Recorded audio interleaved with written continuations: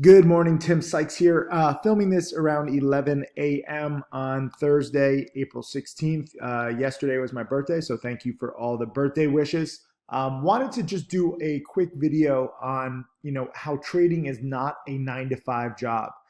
It should not be thought of as a 9 to 5 job. It should not be practiced as a 9 to 5 job. Instead, you really need to study the past and study the current market so that you can sit on the sidelines and only trade when there is a good setup. What is a good setup? Well, that's different for everybody. Some people like buying breakouts. Some people like buying morning panics. Some people like buying first green days. Some people like shorting first red days. Some people like shorting pump and dump. Some people like shorting these stocks that get overextended and they just hold on to their shorts for several days or several weeks. Tim Lento, for example, he's closing in on $500,000 in profits. So you have to choose what patterns work best for you. And yesterday I missed CHCI. I alerted it in the chat room. I was like, just missed my execution in the threes. And then when it got to the fours, I would be like, if I had gotten executed, I would be selling. And then I chased it a little. I got a little undisciplined. This is not an exact science. Chased it in the fives, but I cut losses quickly when the breakout was weak, even though actually, it did go to the sixes. So I was on the right track, not totally wrong, but I chased it. And then, overnight, I was asked a lot, like, are you going to have a position? But it was closing low, fading into the close. Like, this is terrible price action to take overnight. For all I know, as much as it spiked and as good as the earnings were, for all I know, they're going to do, a capital raise or financing or something, or there could be some bad overnight news. I mean, it's still in the 240s, 250s, up from the 160s, so it was still up. But the question was, could it really respike? And today, I wasn't sure if it could respike, but it's had not one but two big attempted spikes, and I actually made $2,000 on the first one. Like I said, I'm filming this a little after 11 a.m. So the market's been open for less than 2 hours, and I'm pretty much done on the day, at least in the morning. I try not to trade midday. I locked in a little over 2,500, now up 80,000 plus on the year. Just want to talk about a few people in the chat room. Some of you guys are wanting to donate to my favorite charity, which is Direct Relief. I appreciate that right now. But this is what's more important, or most important.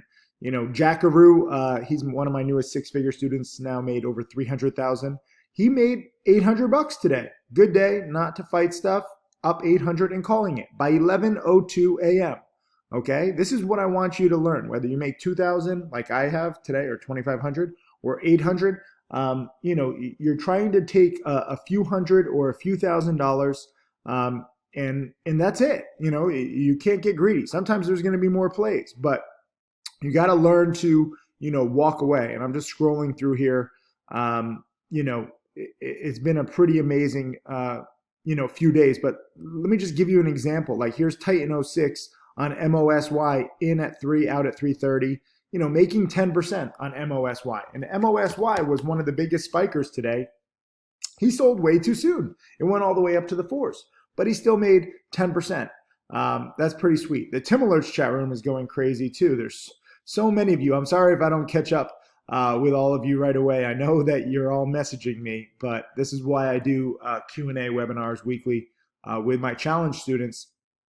But this is cool. Tito is trading the LTRBP. I would be very careful with that.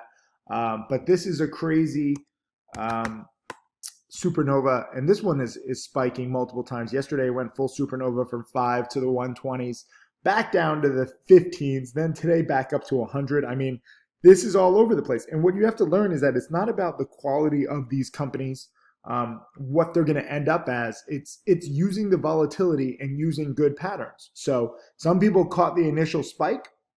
I would be very careful about trying to short these stocks. I saw several other chat rooms. A lot of people mock how many video lessons I have. And they're like, it's just easy, just short anything that goes up. And I saw a lot of chat rooms trying to short this in the 40s and the 50s.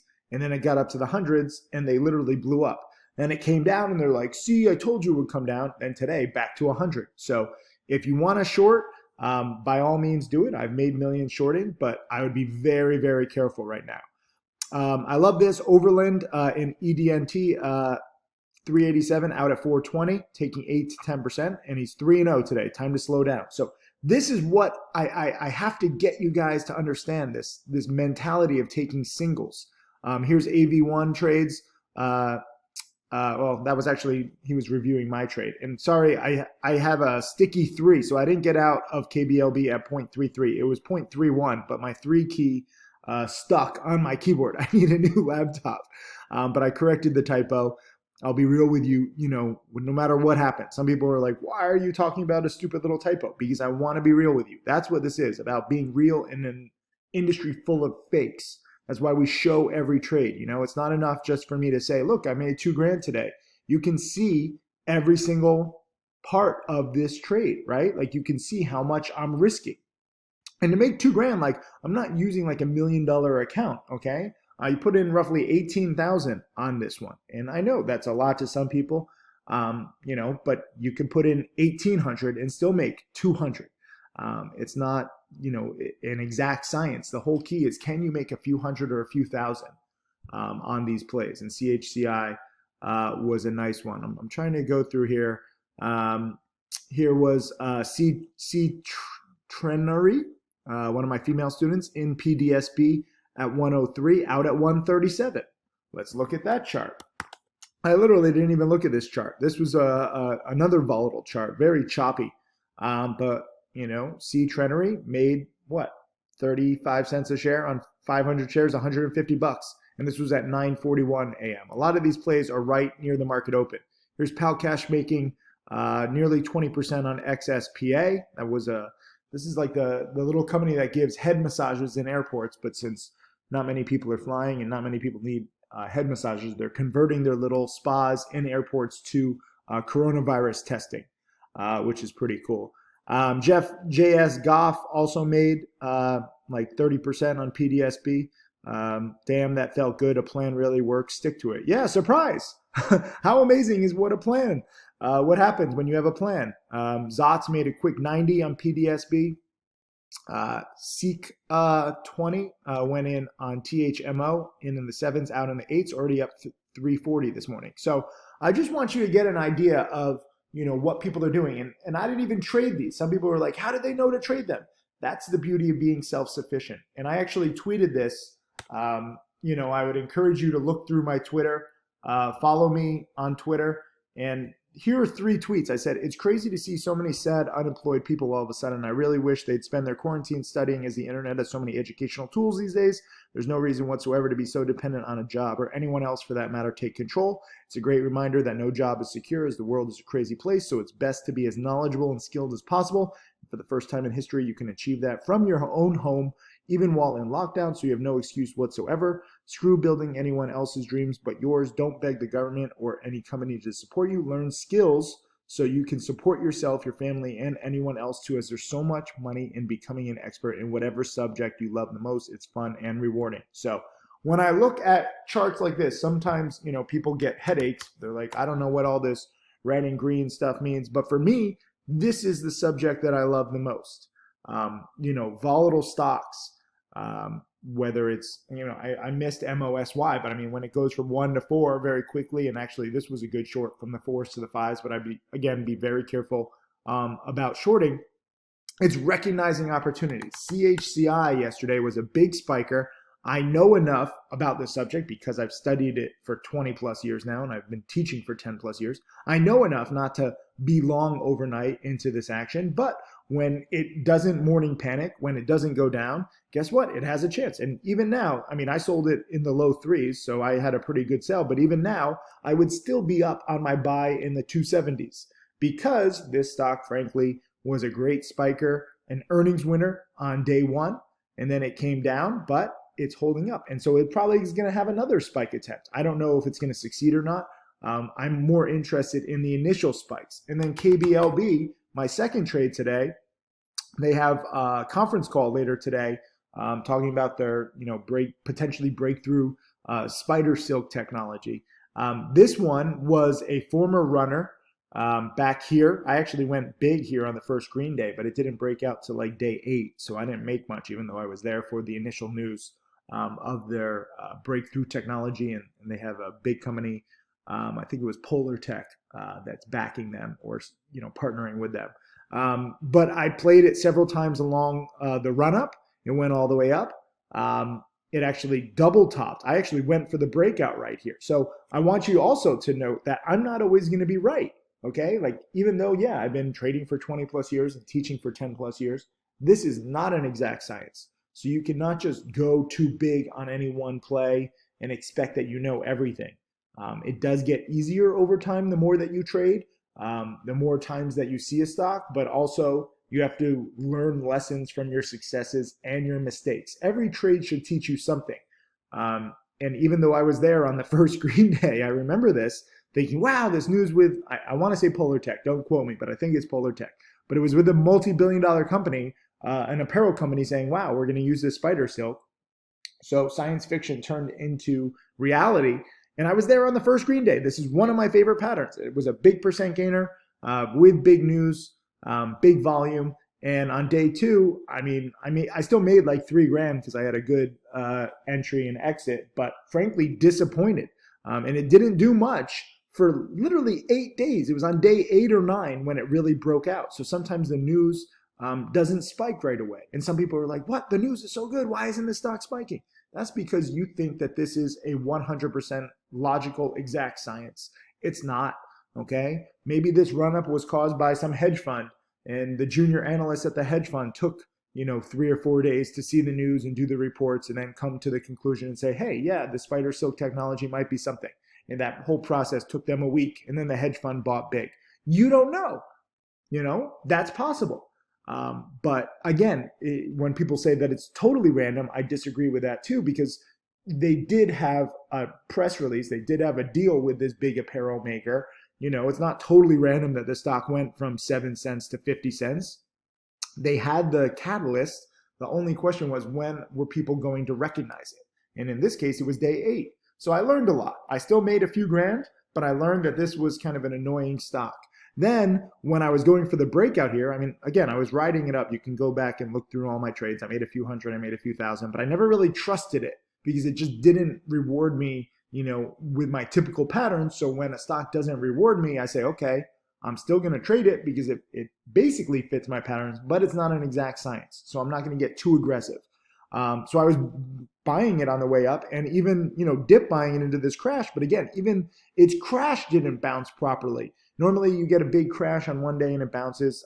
This was the best bounce after like 4 or 5 days. So this one moves slower. Then I was like, okay, I'll still give it a chance on this potential breakout. But when it failed, I got out immediately because the stock had been training me from failing on the first green day to failing on the bounce. So of course, if it's going to fail on the first green day and fail on the perfect bounce, it'll probably fail on a breakout attempt too. But I was still trying, okay? And I still can exit. That's the beautiful thing. Because everyone in this niche is so unprepared and frankly just slow, even if the breakout fails, you have plenty of time to get out. That's the beautiful thing here. That's why I like penny stocks so much. And other people are like, why do you like this niche? Because the competition is pathetic. And the reason why I'm telling you this is because if you study, like I said in those tweets, if you take advantage of this quarantine, you can get an edge over all of these other people in this niche. If you study Forex, if you study options, if you study big cap stock trading like Amazon, you have no edge because there's too many people in it. They're very well trained, very well funded. A lot of them are experienced. You're competing with the best of the best. Why do you want that? That's like playing basketball and being like, hey, I want to win a game. Let me try to compete against, Michael Jordan. And why? For your ego, you want to put yourself up against the best. I'll break you the news right now. If you go against the best traders in the world, you will lose. Trading is so counterintuitive, and the most money that you could make, where some traders are pulling in billions of dollars in like a few days or a few weeks. There's such upside potential if you become the best, but 99.9999999% of you are not going to be the best. I'm not going to be the best. So we have to realize that and take the money where we can. And making a few hundred, making a few $1,000s might be laughable on Wall Street, but for us, it's good. So I made a few thousand here. I made a few hundred, a few thousand on the way up, made a few hundred, a few thousand. I think I might have lost on one or two on these dip buys where I was just surprised. I remember specifically making money on this failed breakout, but not being surprised because it had failed me so many times before. And now the reason why I'm telling you all of this from months ago is because it directly influences my trade today. Okay, they are having a press conference after the close today. And so, yeah, I mean, I probably should have been long overnight, but it wasn't really acting that well. And also OTC's first green days and OTC breakouts lately have been failing. And so the reason why I tell you the story of all the past is because look at what's been going on here. The breakout level was here at 28. Okay, and yesterday, technically it broke out. But remember, because I know this stock, because I've traded it dozens of times, because I'm well trained in my small little pond, and because I know that no one else is thinking this way. Everyone's just like, oh, press conference at 4:30, let me buy. They're not thinking about the past failures. They're not thinking that this stock has always been problematic with technical analysis. So I did not go long overnight. And yeah, I guess there would have been some money if I was long overnight and sold right at the open. You know, if I was long right here at, like, let's say 29 or 30, I could have probably eked out a profit here at 33. But it panicked so nicely, I prefer dip buying morning panics. And a lot of people didn't understand that. And if you look through social media, you know, a lot of people were confused. They're like, why is this stock panicking? They have a press conference later today. Are people crazy? No, you're just unprepared. And that's the difference between a prepared trader and an unprepared trader, okay? This is the same thing with GRYO last week where I didn't want to take it overnight. Some people were like, why? It's the first green day. And then it failed and it dropped 30% the next day. And they said, how did you know?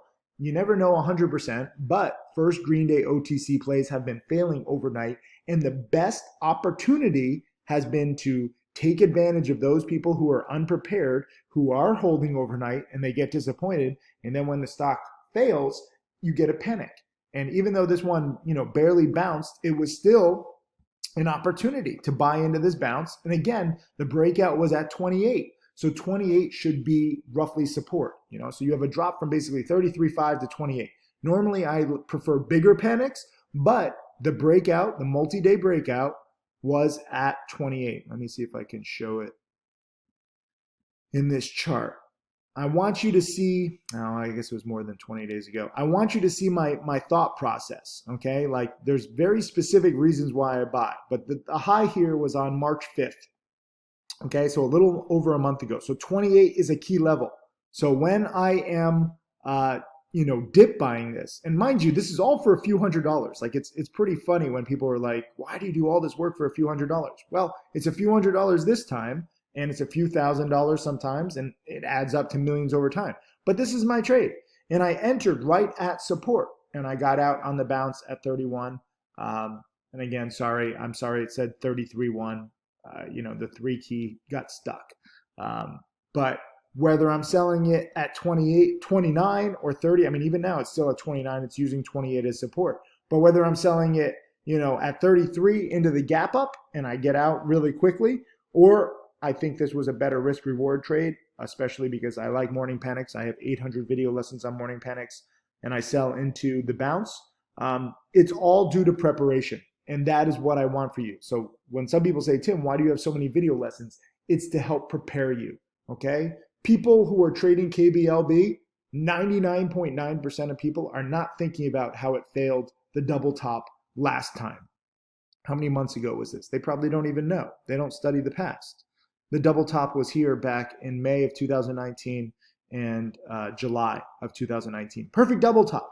So this time, yeah, we had a breakout yesterday, but it wasn't very convincing. And then today's failure is probably going to drop even after the conference call. They're probably going to say some dumb shit and they'll probably disappoint people. That's just how penny stocks are. But you can still take advantage of it with a few cents a share and a few thousand shares and make a few $100. So that's today's lesson. Leave a comment underneath this video. Let me know what you think. If you think I'm overanalyzing, if you think I'm overprepared, you're probably right. But that's how I trade, and that's why I have better odds on every single trade. So going back to my Twitter, This is probably the single best tweet. Screw building anyone else's dreams but yours. Don't beg the company or any government or any company to support you. Learn skills so you can support yourself, your family, and anyone else too. And that's what I'm doing here. And hopefully you realize that. Cheers. I'll see you guys in the chat room.